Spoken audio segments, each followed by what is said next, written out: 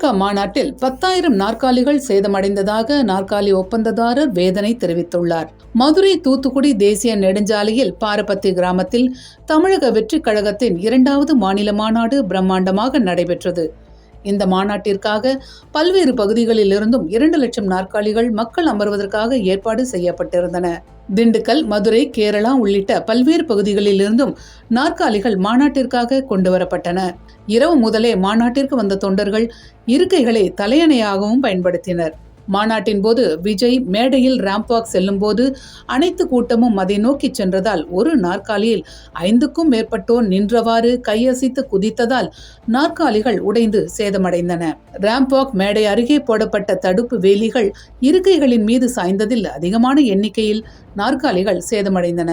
திண்டுக்கல்லிலிருந்து 20,000 நாற்காலிகளை கொண்டு வந்த ஒப்பந்ததாரர் அவரது 3,000 நாற்காலிகள் சேதப்படுத்தப்பட்டு விட்டதாக வேதனையுடன் தெரிவித்தார். மொத்தம் 20,000 சேரு டிவிகே மாநாட்டுக்காக மதுரைக்கு வந்திருக்கோம்ண்ணா. இப்போ இந்த மாநாடு முடிஞ்ச பிறகு சேர் எவ்வளோ சேதமாயிருக்கு, எப்படி சேதமாச்சது? நமக்கு ஒரு 3,000 சேர் இருக்கும்ண்ணா. பூரம் தொண்டர்கள் வந்து விஜய் தலைவரை பார்க்கறதுக்காக குடுன்னு ஓடினதில் பூரம் சேதாரமாயிருச்சு. சேர் ஒரு ரேட் எவ்வளோ? ஒரு சேர் 400 ரூபா வரும்ண்ணா. 5 நாட்களாக இதற்காக உழைத்ததாகவும் மீண்டும் மாநாட்டிற்கு அழைத்தால் கண்டிப்பாக வருவோம், வாழ்வாதாரம் கிடைக்கும் என்று அவர் தெரிவித்தார். இப்போ நீங்கள் அடுத்து உங்களுக்கு திரும்ப அடுத்த மாநாடு கூப்பிட்டா நீங்கள் என்ன செய்வீங்க? போவோம். சேல் பாதிப்பு வந்து ரீஃபண்ட் பண்ணுவாங்க. அவங்க பண்ணி தராங்கல்ல, பண்ணி தராங்க சொல்கிறாங்க. அப்படிங்கும்போது அவங்களுக்கு நம்ம சப்போர்ட் பண்ணோம்னா இதன் மூலியமாக எங்களுக்கு ஒரு 20 பேருக்கு வேலை கிடைக்குதுல்ல.